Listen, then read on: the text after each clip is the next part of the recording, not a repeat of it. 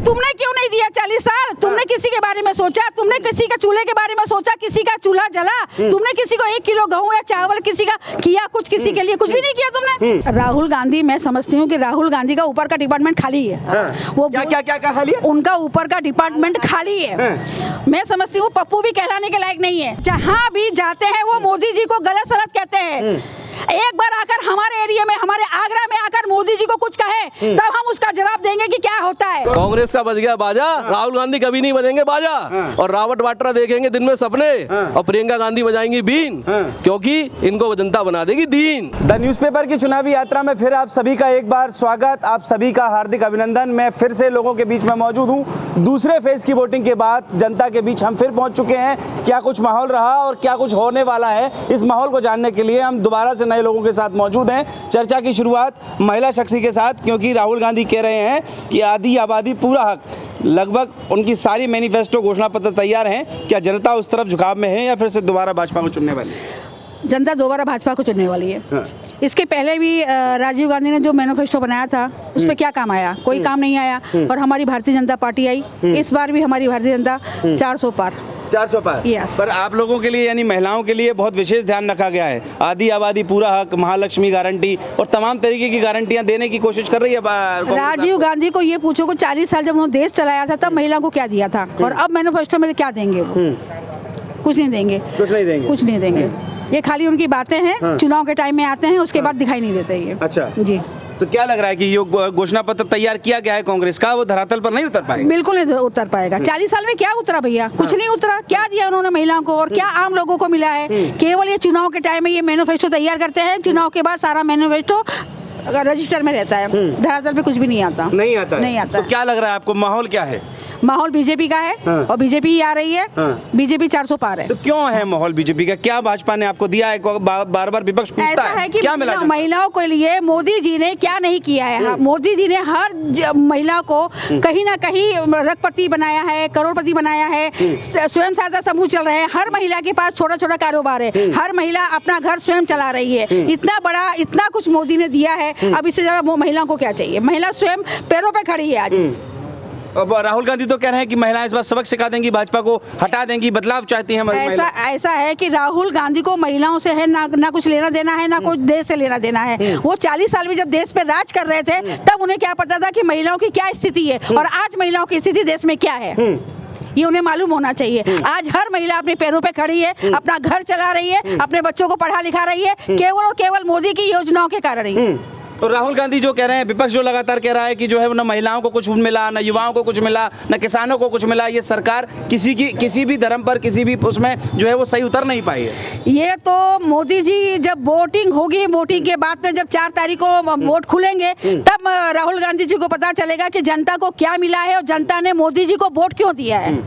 और ये जो मैनिफेस्टो तैयार किया गया, घोषणा पत्र तैयार किया गया, बहुत सारी योजनाएं आप लोगों के लिए ली गई हैं, तो आप कोशिश नहीं करेंगे उस तरफ जाने? ये घोषणा पत्र तो हर पार्टी ने तैयार किया है, केवल राजीव गांधी ने थोड़ा तैयार किया है, हर पार्टी ने तैयार किया है। और कौन सी पार्टी ने घोषणा पत्र को नीचे उतारा है? किसी ने महिलाओं को कुछ रोजगार दिया है या युवाओं के बारे में सोचा है या देश के बारे में सोचा है? मोदी जी की सरकार ने लोगों के बारे में सोचा है, लोगों को योजनाओं का लाभ दिया है। तो मैं समझती हूँ कि मोदी जी की सरकार पूरी तौर से आ रही है। दूसरा मुद्दा राम मंदिर का है। राहुल गांधी ने राम मंदिर के बारे में या किसी भी मंदिर के बारे में या किसी धर्म के बारे में कभी नहीं सोचा।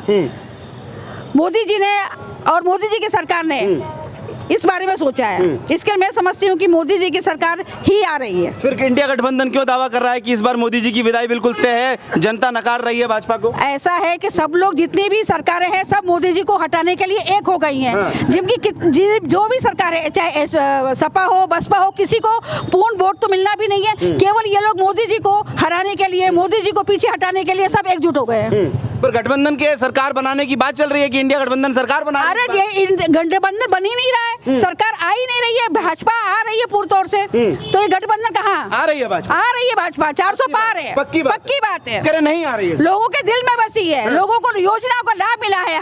आज हर एक घर में चूल्हा जल रहा है। मोदी जी ने जब से मोदी जी ने संभाला है तब से मेरे ख्याल से अनाज का वितरण बराबर चल रहा है।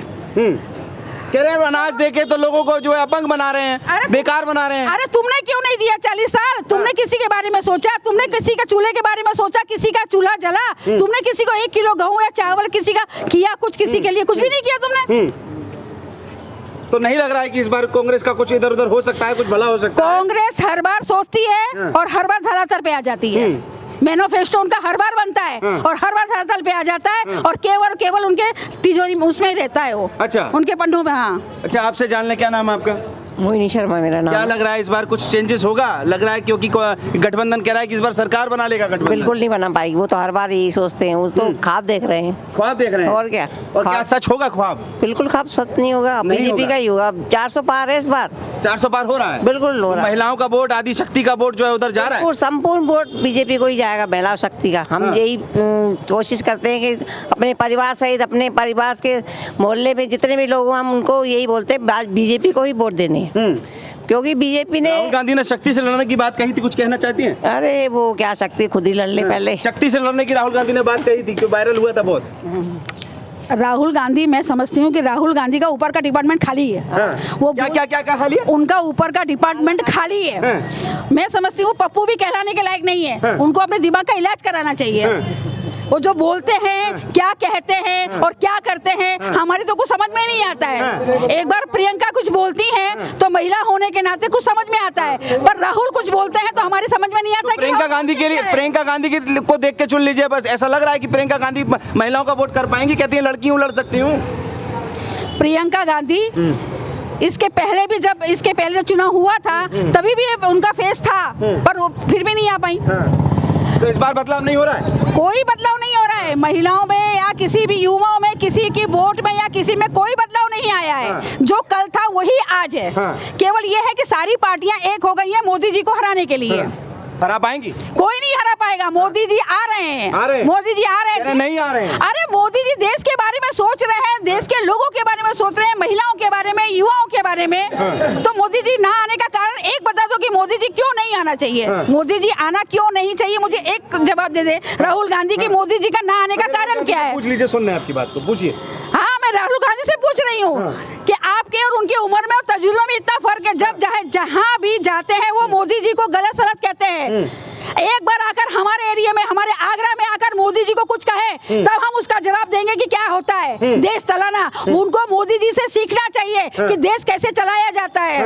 केवल भाषणबाजी करने से और मैनिफेस्टो लाने से कोई देश नहीं चलता है। अच्छा जी, तो मतलब महिला शक्ति साथ है इस बार मोदी के? बिल्कुल साथ है, बिल्कुल साथ है। मोदी जी आ रहे हैं 400 पार। 400 पार? बिल्कुल 400 पार मोदी जी आ रहे हैं, या फिर इस बार मन कहीं अलग और है? बिल्कुल 100% 400 पार हो रहा है इस बार। देखिए आम जनता कह रही है 500 पार आ रहे हैं, लेकिन मैं कह रहा हूँ इस बार 100% 400 पार आ रहे हैं। माननीय प्रधानमंत्री जी की जो लोक कल्याणकारी योजना है, चाहे वो उज्ज्वला योजना हो, चाहे वो प्रधानमंत्री गरीब कल्याण योजना हो, चाहे वो आवास योजना हो, कोई भी योजना हो, सभी जन कल्याणकारी योजना होती हैं। आम जनता उनसे सीधी जुड़ी हुई है। सीधा पब्लिक कह रही है कि अब की बार 400 पार। राम मंदिर का जो ऐतिहासिक काम है, धारा 370 हटाने का जो ऐतिहासिक काम है, ये ऐसे काम है जिनका वर्षों से इंतजार था और ये काम पूरे हुए निश्चित रूप से। लेकिन विपक्ष पूछ रहा है कि 370 हट जाने से, राम मंदिर बन जाने से आम जनमानस का फायदा क्या होगा? उन्हें बेरोजगारी से निजात कैसे मिलेगा, गरीबी से निजात कैसे मिलेगा? देखिए विपक्ष का तो काम है कि हर अच्छे काम का विरोध करना।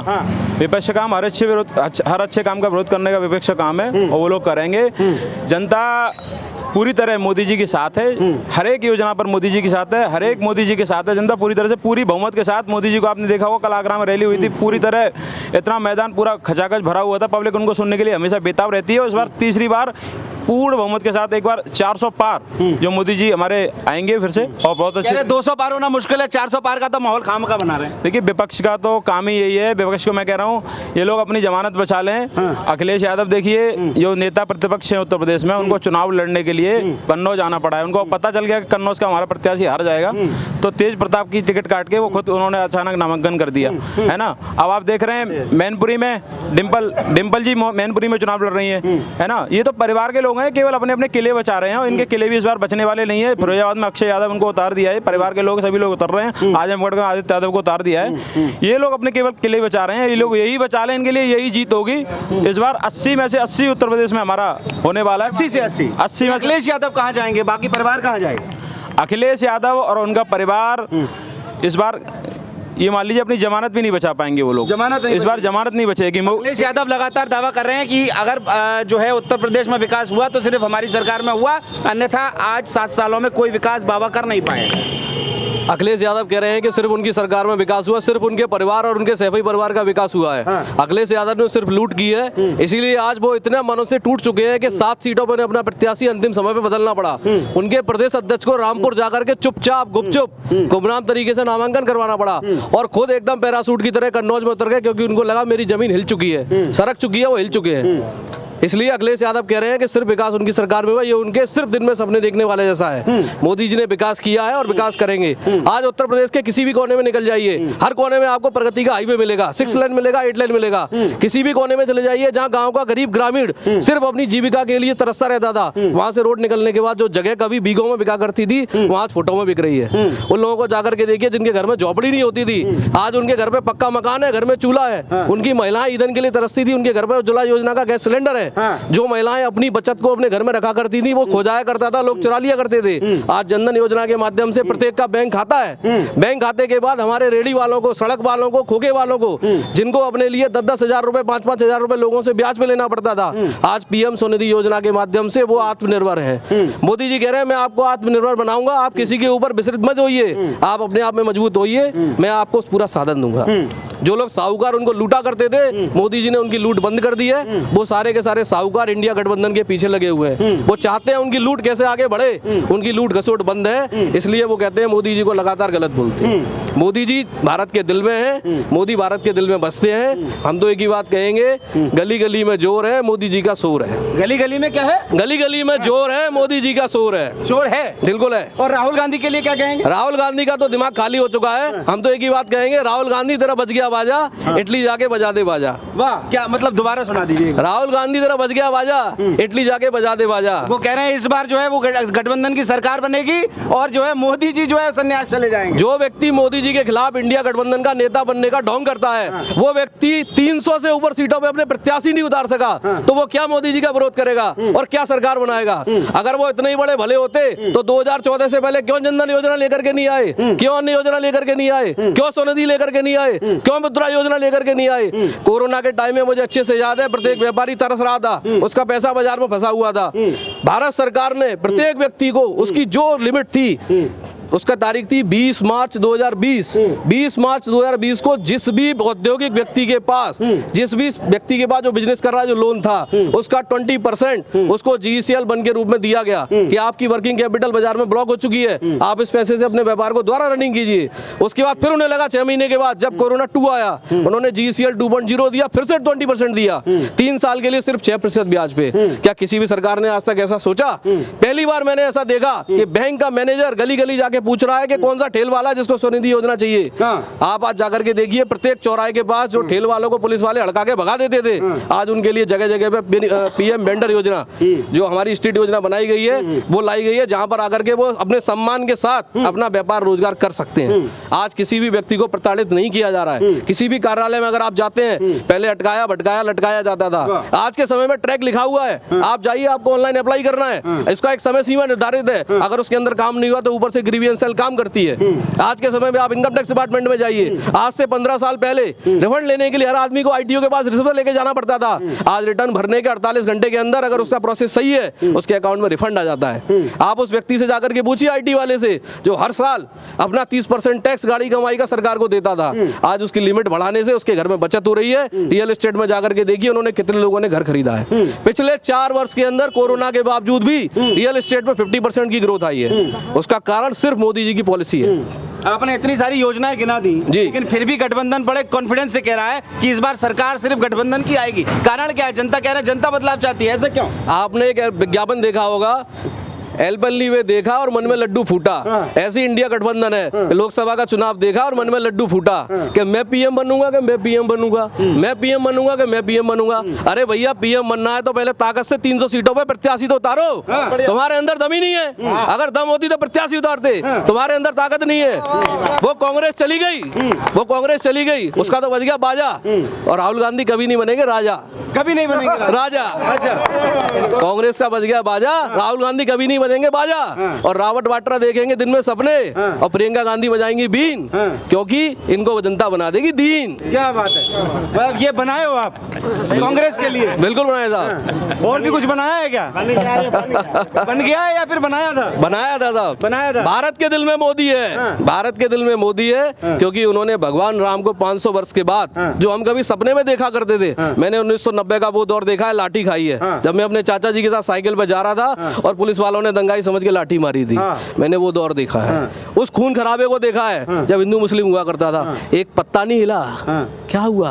वो माफिया पूर्वांचल में जाते थे, पुलिस वाले कहते थे भैया कॉन्वॉय बना के जाना, आधी रात को 2 बजे निकल जाओ पूर्वांचल में, कोई माई का लाल उंगली उठा के नहीं देख सकता, और गलती से देख ली तो अगला दिन जब होगा जब उसकी राम नाम सत्य हो जाएगी। सुरक्षा व्यवस्था टाइट है, टकाटक। आज गलियों में देखो, कहीं भी घूम जाओ, शाम को 6 बजे से 10 बजे के बीच में पुलिस फुट पेट्रोलिंग करती हुई निकलती है, पुलिस फुट पेट्रोलिंग करती हुई निकलती है। पहले हम ढूंढा करते थे दीवान जी आ जाओ यहाँ घटना हो गई है, आज जरा सा पता लग जाए, एक गाड़ी छोड़ो 10 गाड़ी वहाँ पे आ जाती है, वो हमारे यहाँ पे सुविधा मिल रही है। मतलब एकदम सुरक्षा व्यवस्था टाइट है और दोबारा से योगी सरकार बनेगी? बिल्कुल बिल्कुल, मैं तो एक ही बात कहूंगा, जब तक सूरज चांद रहेगा मोदी योगी का नाम रहेगा।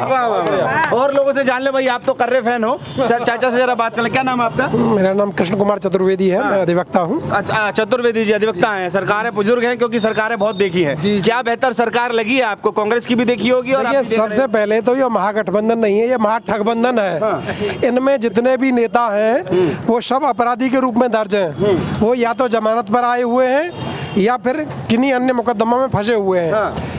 ये इससे पहले कहते थे, जैसे मंदिर का मुद्दा था कि मंदिर तो बनाएंगे पर तारीख नहीं बताएंगे, आज मोदी जी ने ऐसा किया, मंदिर भी बनाया और तारीख भी बताई। आज पूरा हिंदुस्तान वहाँ जाके पूजा कर रहा है और करने को उत्सुक है। यही हाल था कश्मीर में, हमारे हिंदू भाइयों को वहाँ से भगाया गया और लोग ये कहते थे कि धारा 370 नहीं हट सकती, वहाँ खून की नदियाँ बह जाएंगी, परंतु वहाँ एक मच्छर भी नहीं मरा और 370 भी हटी। और आज जो अमन चैन कश्मीर में कायम है उसकी लोग मिसाल देते हैं। कानून व्यवस्था हमारे योगी जी ने ऐसी कर दी, उन्होंने कहा था कि मैं माफियाओं को मिट्टी में मिलाने का काम करूंगा। ऐसे माफिया जिनसे पुलिस प्रशासन कांपता था, आज उन माफियाओं का अंत हो गया है और समाज में जो भय व्याप्त था वो भय उनका समाप्त हो गया है। भय तो अब है, कह रहे और अखिलेश यादव कह रहे हैं कि भय का माहौल तो उत्तर प्रदेश में है, किसी के यहाँ भी बुलडोजर चला दे रहे हैं, परेशान कर रहे हैं। ये बुलडोजर नीति का नहीं, ये बुलडोजर नीति उन अपराधियों के लिए है। अखिलेश यादव जी के सारे रिश्तेदारों ने जमीनों पर कब्जे किए थे, सड़कों पर लूट करते थे, ठेकेदारी में उनके माफिया सक्रिय थे, पब्लिक को भी लूटते थे और सरकार को भी लूटते थे। जो सड़कें उनके समय में बनती थी वो बनती थी और दूसरे दिन टूट जाती थी। सारा कमीशन नेता लोग खाते थे, सड़कों पे कोई काम नहीं होता था, कोई महिला घर से नहीं निकलती थी, व्यापारी त्रस्त थे, महिलाएं त्रस्त थी, समाज का प्रत्येक वर्ग बुरी तरह त्रस्त था। कानून व्यवस्था नाम की कोई चीज नहीं थी। अगर उनका शासन पहले तो आएगा नहीं, अगर जनता ये सोचती है तो फिर वही भय व्याप्त होगा, वही लूटमार होगी, कानून व्यवस्था बिल्कुल जर्जर होगी। तो हमें किसी कीमत पर इन महा ठगों के झांसे में नहीं आना है, हमें केवल मोदी जी को वोट देना है और उन्हें 400 पार करना है। गठबंधन या मोदी सरकार, क्या लग रहा है? मोदी सरकार। कारण बताइए। पहले कांग्रेस के ज़माने में घोटालों की लिस्ट दिखाई देती थी, आज मोदी के ज़माने में योजनाओं की लिस्ट दिखाई देती है। मोदी के राज में देश में सुरक्षित हूँ, सीमा पर सुरक्षित हूँ और विदेश में सुरक्षित हूँ। यूक्रेन युद्ध रुका, भारतीय छात्रों को वापस लाने के लिए यूक्रेन में अगर युद्ध रुकवा सकते हैं तो सिर्फ मोदी है। गाजा में युद्ध रुका, इजराइल का युद्ध रुका, वहाँ से अपने छात्रों को वापस लाने के लिए वो ताकत सिर्फ मोदी में है। और विश्व जानता है कि जब तक मोदी है भारत एक महाशक्ति बन करके आगे बढ़ेगा। और इसी कारण से यहाँ का छात्र जो विदेशों में पढ़ रहा है वो भी, इंडिया के अंदर है वो भी, और यहाँ का जनमानस जानता है कि हम इनके राज्य में सुरक्षित हैं, न कोई दंगा होगा, न कोई बम विस्फोट होगा, न किसी तरह का कोई आतंकवादी अटैक होगा। इसलिए हम सब लोग पूरी ताकत के साथ में मोदी जी के साथ हैं और मोदी जी को इस बार 400 पार करके ही मानेंगे। अच्छा, मतलब मोदी जी ने कसम खा ली और आप लोगों ने भी खा ली? बिल्कुल बिल्कुल बिल्कुल खा लिया साहब, बिल्कुल पूरी जनता दिल और दिमाग से ये बात बैठा चुकी है कि सिर्फ भाजपा को लाना है और किसी को नहीं लाना। विपक्ष कह रहा है 200 पार भी मुश्किल है इस बार। विपक्ष में आदमी नहीं है, उम्मीदवार नहीं है लड़ने के लिए ताकतवर। हम लोग यहाँ इतने लोग खड़े हैं, आप पूछ लो कांग्रेस से कौन है या उम्मीदवार, बसपा से कौन है, कोई नाम बता दो तो मालूम पड़ जाएगी आपको। ऐसे हमारे यहाँ तो कैंडिडेट ऐसे हैं जिनके नाम जनता के दिलों में राज करते हैं, उनके कैंडिडेट ऐसे हैं जिनको हमारे दिमाग में हम नहीं जानते कौन आदमी है जो यहाँ से चुनाव लड़ रहा है, तो वो कहाँ से जीत जाएंगे। तो नहीं लग रहा है इस बार कांग्रेस का कुछ होगा? कहीं नहीं, कांग्रेस को कुछ नहीं मिलने वाला है। बिल्कुल खाली। चाचा से जानेंगे। भैया चाचा नाम बता दीजिए। भैया हम आगरा में पैदा हुए हैं। हाँ, नाम बता दीजिए। मेरा नाम प्रहलाद सोनी है। हाँ प्रहलाद। हाँ। प्रहलाद जी आप बताइए क्या माहौल है, क्योंकि आपने बड़ी सारी सरकारें देखी होंगी, क्या लग रहा है सबसे अच्छी सरकार कौन सी लगी? कांग्रेस के लूट जब शुरू से चली, जब हम आगरा में पैदा हुए थे, 1951 में पैदा हुए थे, बहुत सरकारें हमने देखी। पहले तो कांग्रेस थी, उसके बाद ये लोकदल भी आई, सपा भी आई, गठबंधन हुए, फिर गठबंधन लूट के लिए तोड़े गए, फिर गुंडागर्दी हुई, लाठियां चली, जो गुंडा तत्व था जिसको भी उठा के ले जाते थे सबको हमने वो दौड़ दिया। कांग्रेस टाइम में भी हम उठा के ले जाते थे, कोई सुनवाई नहीं होती थी। जब मीसा लगा था तब सब जनता बनता सब एकजुट हो गए, सब जनता पार्टी बनी उसकी। तब अब 1962 का युद्ध हुआ, 1951 का युद्ध हुआ, 71 का युद्ध हुआ, सब हमने देखे और हमने सुने। और तब भी अगर हमारे फौज को अगर छूट देते थे, इन्होंने छूट नहीं दी है शुरू से अब तक। अपनी सेना को इन्होंने मरवाया, देश के साथ पूरा बड़ा गद्दार करवाया। और इतना गुस्सा आता है आज भी, हमारा दिल कलेजा जब सुनते हैं हमारी सेना मारी जा रही है। हम तो सिंध से आए हैं, सिंध पहले एक ही था, हमें सिंधी लोग कहा जाता है, हम सिंधी वहाँ के नहीं था, ये एक ही था। आज उस चीज़ को सिंध बिंद को पाकिस्तान को ये सब हमारे अंडर में मोदी के टाइम पे आएगा। कश्मीर धारा जम्मू ये इनके मुख्यमंत्री अब्दुल्ला वगैरह कहते हैं इनको हाथ लगाओ, आज का झंडा उठाने वाला नहीं, आज झंडा तिरंगा लहराता है हमें जम्मू कश्मीर में। हम सिंधी हैं लेकिन फिर भी आज लहराया जाता, पूरे हिंदुस्तान को कवर इन्होंने किया। कुछ अभी भी गद्दार हैं, केरल देख लो, पश्चिम बंगाल देख लो, और जितने भी इन्होंने जब इनकी पार्टी में बम फुड़वाए गए पूरे, आज एक बम तो बता दो कहीं फूटा हो। एक बम नहीं फूटता है, क्यों नहीं फूटता है? हैं? क्योंकि मोदी है, मोदी घुस के मारता है। उनके इलाके में पूरी फौज में वो बताते हैं नहीं हुआ, कुछ पायलट नहीं गए, कुछ भी नहीं गया। बाद में कुछ दिन बाद हाँ साहब कुछ मरे, कोई फटाका तक नहीं बताते हैं यहाँ पे। इतना देश के लिए और विदेश के लिए, कूटनीति के लिए जो मोदी में करंट है, आज तक किसी भाई के लाल ने ऐसा प्रधानमंत्री नहीं देखा होगा। ये तमाम लोग हमारे साथ लोकसभा चुनाव की चर्चा करने के लिए मौजूद थे। आप देख रहे हैं द न्यूज़पेपर में हूँ राहुल शर्मा और कैमरे के पीछे आदित्य।